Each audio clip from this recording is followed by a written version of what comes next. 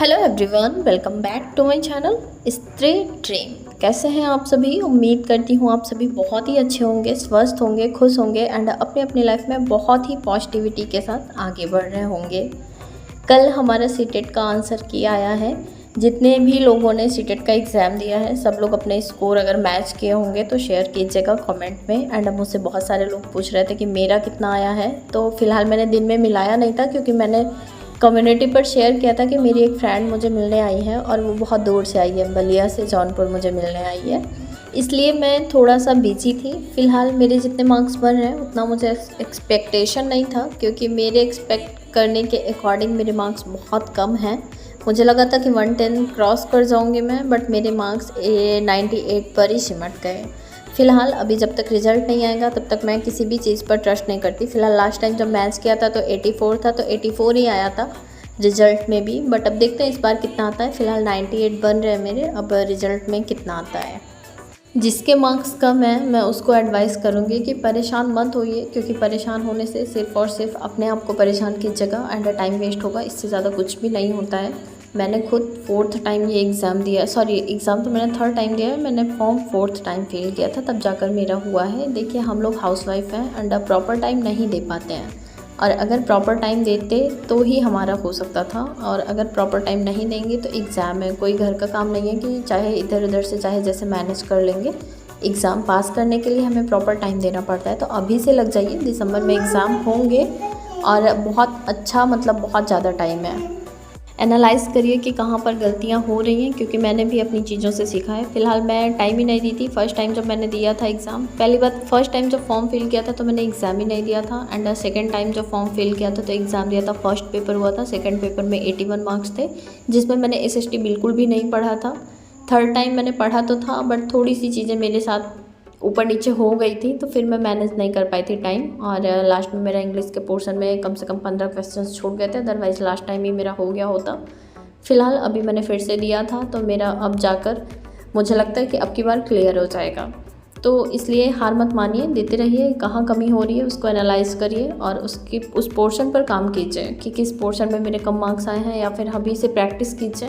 PYQ लगाइए, mock test लगाइए, and कहीं से बैच परचेज़ कर लीजिए अगर समझ में आएगा। एंड मैं अपना अगर ओपिनियन आप लोगों को दूँ तो बैच परचेज़ करने की कोई ज़रूरत नहीं है, क्योंकि मैंने बैच परचेज़ तो किया था, बट सारा कंटेंट यूट्यूब पर आपको फ्री ऑफ कॉस्ट अवेलेबल हो जाता है और आराम से आप एग्ज़ाम पास कर सकते हैं अगर अभी से आप पढ़ना स्टार्ट कर देंगे।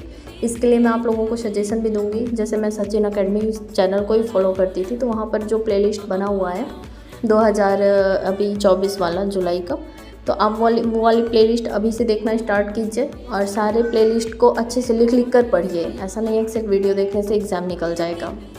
एंड बहुत सारे लोग कंफ्यूज होंगे, क्योंकि पीछे मुझे ये कमेंट्स आते थे कि सिलेबस चेंज हो जाएगा या फिर मतलब पैटर्न चेंज होगा।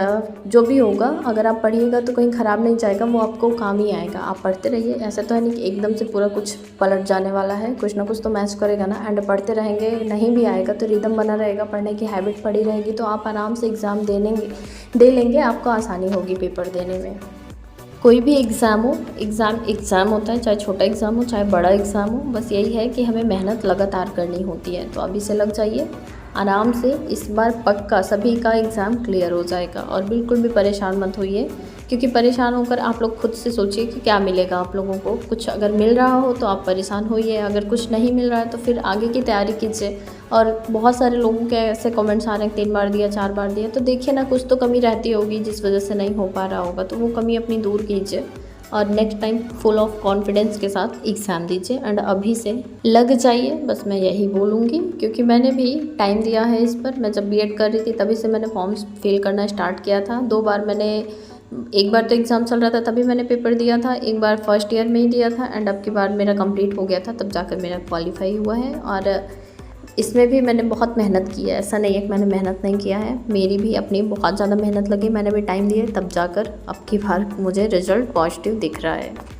जैसा कि आप सभी को पता ही है कि सीटेट का एग्ज़ाम दे लेने के बाद मैंने आरओ का प्रिपरेशन करना स्टार्ट कर दिया है, जिसकी एग्ज़ाम होनी है 22 दिसंबर को।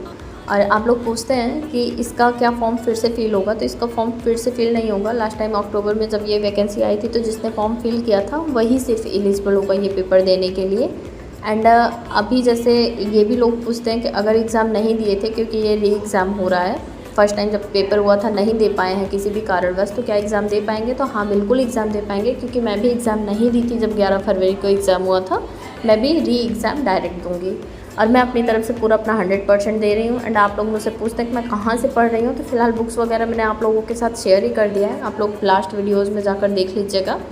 और अभी मैं इनफोकस सिविल एकेडमी करके चैनल है, वहाँ पर एक मेंटरशिप प्रोग्राम चल रहा है जो कि 22 जुलाई से स्टार्ट हुआ है। तो 22 जुलाई से 22 दिसंबर तक पूरे 5 महीने का टाइम है और वो मेंटरशिप प्रोग्राम मैंने ज्वाइन किया है और वहीं से मैं अपनी प्रिपरेशन कर रही हूँ टारगेट वाइज। इस मेंटरशिप प्रोग्राम की जो स्टार्टिंग हुई है वो पॉलिटी सब्जेक्ट से हुई है, जो कि मेरे पास लक्ष्मीकांत की 6th एडिशन वाली बुक है और लूसेंट है। फ़िलहाल लक्ष्मीकांत से उतने सारे क्वेश्चंस नहीं हैं क्योंकि सर टॉपिक वाइज टेस्ट भी ले रहे हैं। तो मैंने जब अभी टेस्ट दिया कल रात को, तो मेरे उसमें 18 मार्क्स आए थे 31 में। तो ये बहुत कम मार्क्स है क्योंकि मेरे लगभग 10 क्वेश्चंस रॉन्ग हो गए हैं, तो माइनस मार्किंग भी है, तो लगभग नंबर तो कट ही जाएगा। तो मुझे भी बहुत ज़्यादा मेहनत करने की ज़रूरत है। एंड मैं एक रूटीन आप लोगों को बता सेट करने का ट्राई कर रही हूँ, बट हो नहीं पा रहा है, बट हो जाएगा। मैं अपना मतलब जानती हूँ कि मैं कर लूँगी, थोड़ा सा टाइम ज़रूर लगेगा बट मैं मैनेज कर लूँगी सारी चीज़ें। एंड वहाँ पर जैसे पॉलिटी से स्टार्ट हुआ है, तो आपके पास अगर पॉलिटी की कोई बुक है तो ठीक है अगर करना चाहते हैं। अदरवाइज़ जैसे लोग बोलते हैं कि टारगेट भी मैं शेयर कर दूँ, तो हमें टारगेट मुझे मतलब पर्सनली शेयर करने की ज़रूरत नहीं है। आप टेलीग्राम का channel Infocus civil academy join कर लीजिए, वहाँ पर डेली वाइज मतलब डेली वाइज नहीं वीकली वाइज के टारगेट्स दिए जाते हैं। जैसे कि फर्स्ट वीक का जो चालू हुआ था वो मैंने शेयर भी कर दिया था अपने कम्युनिटी पर, तो वहाँ से आप लोग भी टॉपिक वाइज पढ़ सकते हैं। एंड सच में बहुत ज़्यादा कॉन्फिडेंस आएगा। आप पढ़ना स्टार्ट तो कीजिए, पढ़कर देखिए, आपको खुद फ़र्क अपने आप में नज़र आने लगेगा। बाकी मैं सॉरी बोलना चाहूँगी कि मैं बहुत सारे कमेंट्स का रिप्लाई नहीं कर पा रही हूँ, बट मैं धीरे धीरे रिप्लाई करूँगी वीडियोज़ के ज़रिए। एंड आज के लिए बस इतना ही, कल फिर मिलती हूँ नए वीडियो ब्लॉग के साथ, तब तक के लिए बाय बाय।